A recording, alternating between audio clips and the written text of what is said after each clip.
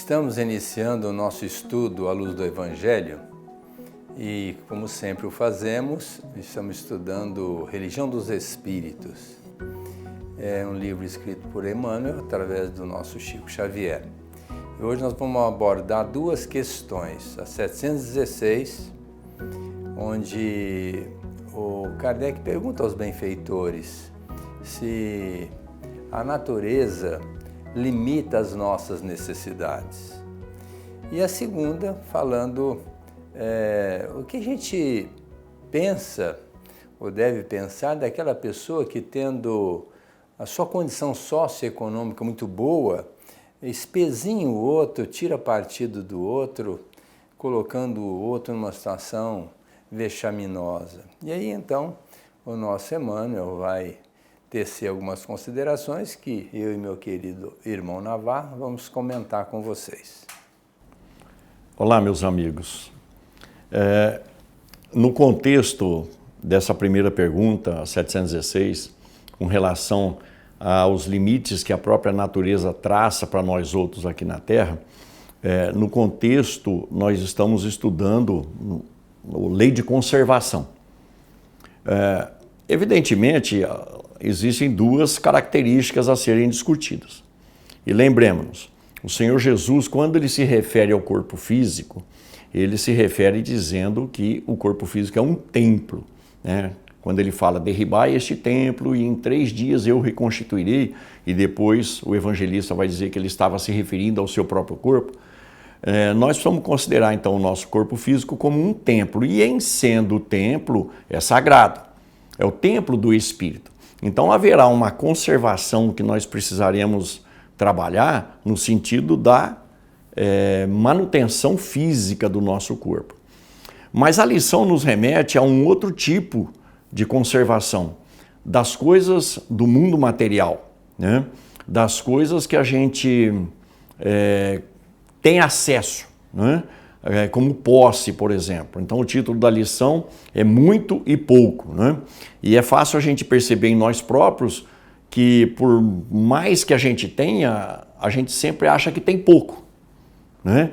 E queremos e fazemos de tudo para manter e alargar ainda mais essa quantidade de coisas sob o nosso domínio. E às vezes a gente usa e é muito comum, né, em nós próprios, da desculpa de que nós temos pouco para fazer algo por alguém quando tem muito mais gente com muito mais possibilidades. E mesmo nessa linha de raciocínio, nós costumamos jogar a conta para o governo que não faria a sua lição de casa. Então, Emmanuel vai nos remeter a um raciocínio de que nós temos nas mãos aquilo de que é necessário da linha de onde estamos para baixo. Ou seja, nós precisamos aprender a fazer, dispensar, eliminando consequentemente as nossas necessidades fictícias, porque ele vai comentar sobre isso também, assim como os espíritos na resposta à questão 716 comentam, que nós criamos necessidades que não são, afinal de contas, necessidades mesmo nossas, né? Mas é a nossa infantilidade espiritual, é a nossa imaturidade que faz com que a gente ache que precisa disso e daquilo para fazer tal coisa. E aí se propõe, né? Tentando fazer um acordo com a providência divina. Se eu ganhasse na Mega Sena, eu ajudaria todas as entidades da minha cidade. Se eu ganhasse tal volume de dinheiro, eu ajudaria todo mundo. Não, se a gente não faz com aquilo que temos nas mãos, que já é um benefício que a providência pôs, né? Já está no bojo dos talentos, da proposta dos talentos, se nós não fazemos por onde esses talentos serem dispensados, né? Aqueles que estão sob ao nosso alcance, nós não faremos quando tivermos muito. E o Emmanuel, nessa particularidade, nessa peculiaridade que lhe é própria, ele torna a coisa muito simples, fácil para a gente entender. Por exemplo, ele disse que às vezes a gente quer muito, né? Para fazer muito, como o Navarro colocou. Mas ele disse assim, naquele pouco que você pode fazer, numa sequência, constitui o muito. Porque você vem nessa existência, às vezes, limitado, em sentido amplo, física e socialmente. Às vezes você tem uma limitação física, às vezes você tem uma condição precária socioeconomicamente. Mas diz ele, por exemplo, você faz uma visita a um amigo que está doente no hospital. Isso é um bem muito grande para aquela criatura. Você faz um telefonema para uma pessoa que às vezes está ali conflitada com a sua dificuldade, você, ô fulano, como é que você vai? Tudo bem? Lembrei de você, estou com saudades. Aquela pessoa que está ali debaixo da ponte, você leva um prato de sopa.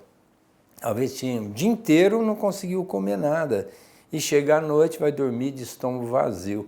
Mas você aparece com um pratinho de sopa. Ou com um cobertor. Ou um agasalho qualquer para aquela pessoa não passar a noite com frio.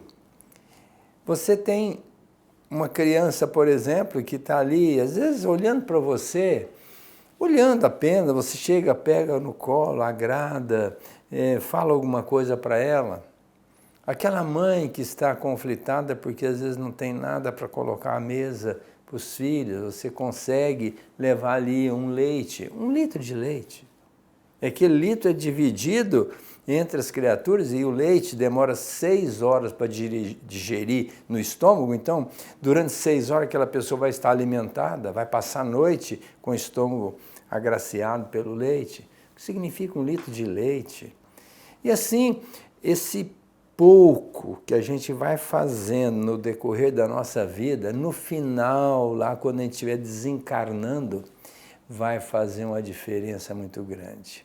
Enquanto que muitas pessoas, o Emmanuel coloca isso, são favorecidas pela riqueza e tem muita coisa, eles se escravizam pelos próprios pertences, ficam preocupadas, essas pessoas, em administrar, em gerir aquilo que tem em mãos e não dá espaço, nem tempo, nem proposta de fazer as pequenas coisas, que não precisa de dinheiro para fazer isso, basta apenas boa vontade.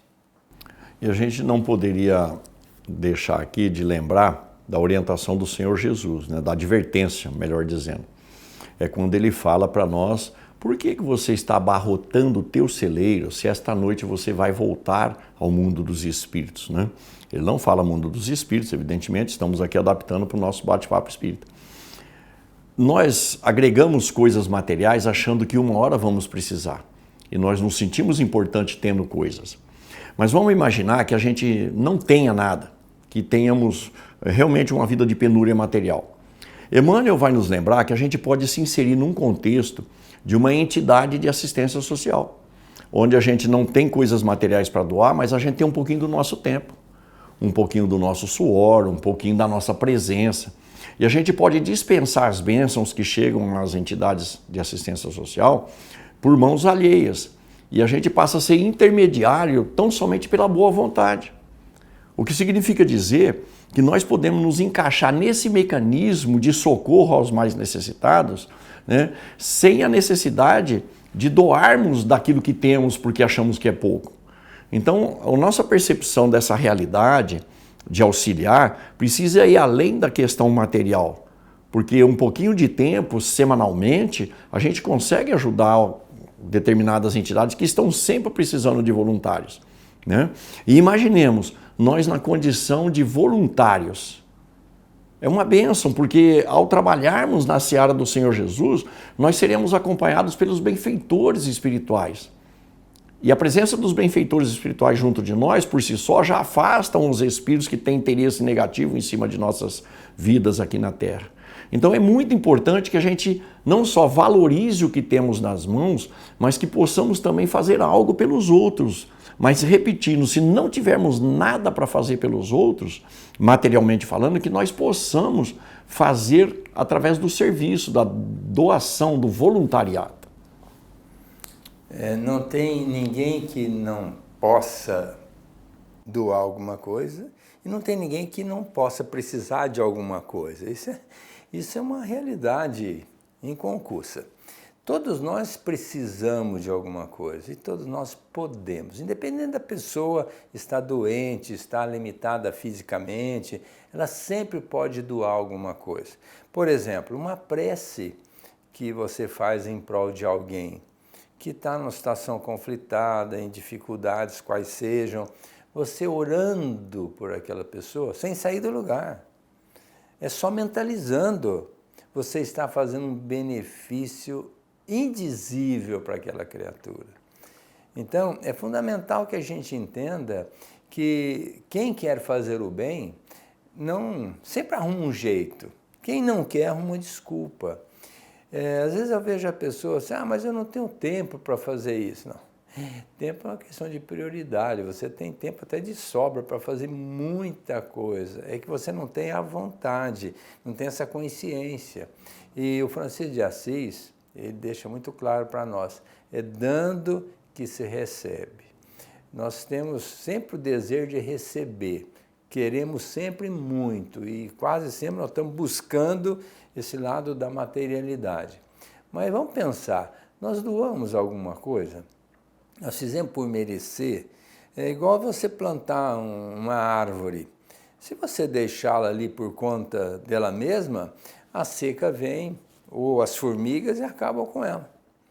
Agora, se você quer ter uma fruta dessa árvore, para um dia se completar as expensas dessa frutificação, você tem que cuidar dessa árvore com muito carinho. Então, o nosso espírito, o Cristo disse assim, eu sou a videira, vós sois os galhos. Se estiverdes desgarrados de mim, jamais produzireis frutos. Então, Jesus coloca muito claramente, passai à minha direita, vós que fizestes o bem. À minha esquerda, vós que deixastes de fazer o bem. Não é que fizestes o mal, não. Porque às vezes a pessoa fala, não estou fazendo mal para ninguém. Sim, mas não é essa a colocação de Jesus. À minha direita, os que fizeram bem. À minha esquerda, os que deixaram de fazer o bem. Então, o bem é uma necessidade premente. Sempre, não podemos nos esquecer. Sobre isso o Senhor Jesus vai falar na parábola dos talentos, porque cada um de nós recebe os talentos segundo a capacidade que temos para a atual encarnação, e isso é proposto por nós próprios, né? E é o que vamos discutir também um pouquinho à frente na próxima questão, que nós vamos discutir. Nós precisamos fazer por onde, fazer alguma coisa em benefício da melhora do planeta em que estamos. E isso é trabalhar a favor da regeneração, para a gente também ter direito de participar dessa regeneração. E vamos abordar essa pergunta 807 do Livro dos Espíritos. O Kardec pergunta o que a gente deve pensar daquela pessoa que tem uma condição socioeconômica muito boa e tripudia contra o outro, tentando tirar proveito da sua limitação. O que a gente deve pensar dessa situação? E o benfeitor disse assim, anátema, uma palavra pesada, né? Quer dizer, excomunhão, vamos dizer assim, vai pagar um tributo, vai ser condenado. E é a lei que faz isso, não é Jesus nem Deus, é o plantar e o colher, o fazer, a semeadura e colher depois. Então, quando ele faz essa pergunta, o que a gente deve pensar? Ele disse, olha, é lamentável que a pessoa faça isso, porque amanhã ou depois ele vai pagar tributo. Ele disse assim, você deve rir dessa situação, ou seja, achar graça de uma situação que ele vai pagar tributo por isso. Então não é uma coisa tão simplesinha, só de estar espezinhando, tirando partido do outro. E amanhã ou depois, o que o Emmanuel coloca? Aquela pessoa que usou a mente de uma maneira a prejudicar alguém, ele vai pedir no plano espiritual para reencarnar na idiotia, na condição de um amaurótico, de uma situação de mente limitada, exatamente para não fazer mais isso. E assim ele vai definindo outras situações, que eu vou pedir para o Navarro comentar, em que a pessoa ela vai fazer a coisa errada, mas ela vai ter que consertar isso. E o conserto geralmente é limitante, colocando a pessoa primeiro na impossibilidade de fazer mais aquilo. E depois ainda tem que reparar as absurdidades que a pessoa fez. Percebamos, meus amigos, que também tem a ver essa questão daquilo que a gente faz em benefício próprio, prejudicando o próximo, com aquilo que nós estudamos anteriormente. A gente sempre faz isso tentando obter mais coisas, seja posição social, seja ganho material. Mas o que nós precisamos compreender bem a respeito? Essa questão está no capítulo Lei de Igualdade. E Lei de Igualdade começa lá na questão 803 com a seguinte pergunta. São iguais diante de Deus todos os homens? Naturalmente, todos os seres humanos, né? E os benfeitores espirituais respondem que sim, que não só nós estamos em busca do mesmo objetivo, ou seja, todo mundo está buscando a perfeição espiritual, com o exercício na vida física aqui, como estamos todos sujeitos às mesmas leis. Então existe uma lei ímpar que é dado a todos nós, independente da posição em que estamos, nos subordinarmos. O que significa dizer que toda transgressão da lei, não importa a posição na qual nós nos encontramos aqui na Terra, deverá ser revertida. E muitas vezes, ou na maioria das vezes, nós não nos vemos ferindo a lei de Deus. E a gente só vai observar isso quando a gente volta para o mundo dos espíritos.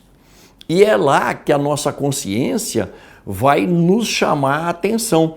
É o juiz daquela frase do Senhor Jesus, né? Reconcilia-te com teu adversário enquanto estás a caminho com ele, para que o juiz não te coloque em prisão novamente. O juiz é a nossa própria consciência que vai pedir, melhor dizendo, está lá colocado por Emmanuel, né? Nós vamos implorar uma nova existência com limitações que farão com que a gente se eduque espiritualmente. Então, como o doutor propôs para nós, né, no raciocínio, se nós utilizarmos mal a nossa capacidade intelectiva, a gente vai pedir para vir bitolado, para vir mesmo sem capacidade nenhuma, com completa insuficiência mental. Se a gente abusou da riqueza, a gente vai experimentar a pobreza. Se a gente abusou das possibilidades aqui e chegou às vias do suicídio, a gente vai sofrer as consequências. Ou seja, existe uma lei que vai fazer com que a gente passe por aquilo que fez passar e mais ainda, que a gente assuma as consequências daquilo que nós geramos, né? Então não se trata de um castigo. Lá no mundo dos espíritos, quando a gente faz toda a revisão do processo, né, a gente pede determinadas condições aqui na Terra para retomar o caminho do progresso. Por quê? Porque somos todos iguais, então não importa a posição que nós nos encontramos, e nesse capítulo a gente vai ouvir dos espíritos superiores o esclarecimento de que as diversas classes sociais aqui na Terra não é coisa de Deus, é coisa dos homens, pela forma como a gente conduz o sistema econômico, a educação diante das coisas materiais aqui na Terra. E nós precisamos pensar seriamente nisso, porque ainda uma vez vale a pena a gente chamar para esse raciocínio a parábola dos talentos. Posição social, tanto quanto riqueza, capacidade intelectiva, são talentos que nós haveremos de prestar conta lá na frente. Eu quero noticiar um fato real. Uma família americana, ela tinha 2 filhas e um filho de 7 anos de idade. 2 filhas moças e uma criança. E essa criança ela foi operada de um tumor na cabeça. E a cirurgia foi um sucesso. E ela foi levada para o quarto. E chegando lá, já estava recuperando, estava até já num joguinho de celular. Aí chega a enfermeira e disse assim, que bom, ele está aí vendo o celular no joguinho, mas eu tenho que fazer uma medicação. E a mãe disse assim, acende a luz. Não, essa luz mediana tá bom. E fez a medicação para aquela criança. Em seguida ela convulsiona. E fez uma parada cardíaca e veio a desencarnar. A família ficou, logicamente, muito revoltada com aquilo e foi procurar saber o que tinha acontecido, porque a criança estava bem. E por mais que depois o hospital quisesse isentar do compromisso, da responsabilidade, chegou-se à conclusão que a enfermeira tinha 2 medicações na bandeja. Uma era cloreto de potássio, para colocar num soro do paciente ao lado do outro quarto, e um antibiótico para a criança. Mas a enfermeira, logicamente, em vigil, aplicou o cloreto de potássio para a criança. É uma substância que se aplica nos presídios quando a criatura é decretada a morte para aquele presidiário. E a criança veio a falecer. Se a gente não entender esse mecanismo que o Emmanuel está tentando colocar para nós vamos questionar Deus. Como pode Deus permitir que uma enfermeira venha ali, troque o remédio e mate uma criança? Primeiro, essa criança nasceu com tumor na cabeça. Foi crescendo e teve que ser operada. Por quê? Certamente já havia, numa existência anterior, conspurcado a sua mente, denegrido o seu perispírito na área mental e já nasceu com o tumor. E já estava operada, tudo bem, está certo, acertou o débito, mas aí vem o desencarne, que a gente fica questionando, meu Deus, mas o que essa família tem a ver com o desencarne daquele filho, que o problema é dele? Não. Quantas famílias que não educam seus filhos, não cuidam dos seus filhos, às vezes até trazem informações equivocadas, deixando os filhos a fazerem coisas indevidas, assumindo a responsabilidade perante aquela atitude infeliz para ressarcir o débito lá na frente. Agora, o que a gente sabe é que tudo está dentro da lei divina. Você vai plantar hoje e vai colher depois. Essa pessoa que usou a mente de uma maneira equivocada, errada, indesejável, vai trazer problemas em nível mental. Como uma pessoa que usa as mãos para tirar a vida da outra pessoa, deliberadamente, voluntariamente, ela vai nascer, às vezes, sem mão ou com uma limitação neuromuscular. Aquela outra pessoa que deixa de assumir uma gravidez, porque não quer ter filhos, quando a mulher vem com a proposta de gerar filhos. É assim que Deus vai construindo a humanidade. Numa outra existência, essa pessoa possivelmente vai lutar para engravidar e não vai conseguir.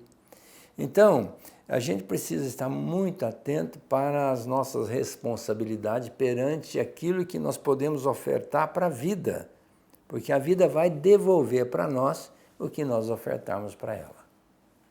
Nós teremos sempre que corrigir o nosso espírito naquilo que for desvio com relação à lei natural. Então, no Livro dos Espíritos, nessa questão, o benfeitor fala que a gente precisa, vamos dizer assim, ter até uma certa piedade com relação a essas pessoas que erram, como o Senhor na cruz, né? Perdoa, não sabe o que estão fazendo. Mas às vezes nós mesmos não percebemos o que estamos fazendo de errado. E a gente precisa prestar atenção nisso. O que é que nós estamos fazendo com os benefícios que temos nas mãos? Não cai uma folha de uma árvore sem que Deus o saiba. Tudo aquilo que o Espírito pede no plano espiritual é primazia no tocante aos acontecimentos aqui na Terra. O livre-arbítrio espiritual, que é onde a gente programa a nossa vida aqui na Terra, vai se sobrepor às nossas vontades aqui. Por isso que às vezes a gente faz impresso um pedido a Deus, ele não concede. Porque é um pedido vindo do homem terra a terra que não bate com o pedido do Espírito antes de nascer. Então não é Deus que se esqueceu de nós, não é a benevolência divina que está falhando. Somos nós que escolhemos um destino aqui na Terra, né? Um tipo de provas aqui na Terra que vira um destino para a educação dos nossos espíritos. De qualquer forma, a gente precisa ter muito bem claro na nossa lógica existencial o que é que nós estamos fazendo em relação às pessoas, porque tudo aquilo que nós fazemos interfere no destino dessas pessoas. E nós estamos, portanto, interferindo para o bem ou para o mal? Essa é a questão. Lembrando que sempre, isso é uma característica absoluta, nós nunca programamos uma reencarnação para fazer coisa errada. todas as programações feitas no plano espiritual é para nós fazermos as coisas certas. A pessoa não nasce para matar alguém, não nasce para roubar, não nasce para ferir, não nasce para execrar, não nasce para fazer nada que venha conturbar a vida de quem quer que seja. Então a proposta é fazer o bem, é usar muito a nossa existência para tirar proveito dessa existência que às vezes é misericordiosamente colocada para nós, para a gente crescer, progredir espiritualmente. E se nós já viemos com débitos de antes, que não venhamos a contrair mais débitos. Vamos saldar os que já existem, vamos construir um espírito a partir do amor, a partir do bem, vamos dizer assim, da alegria de viver essa vida com a proposta crística e também sentir o quanto isso é importante para o nosso próximo. Se alegrar com o sucesso do outro, alegrar com aquisição daquela criatura e jamais trabalhar contra o progresso de alguém, ferindo a sensibilidade, a homeostase psíquica, porque isso vai gerar problema para nós. Nós já estamos com o nosso tempo esgotado, agradecemos a participação de vocês, assistindo o nosso programa, convidando para semana que vem estarem conosco. Um grande abraço a todos, muita paz.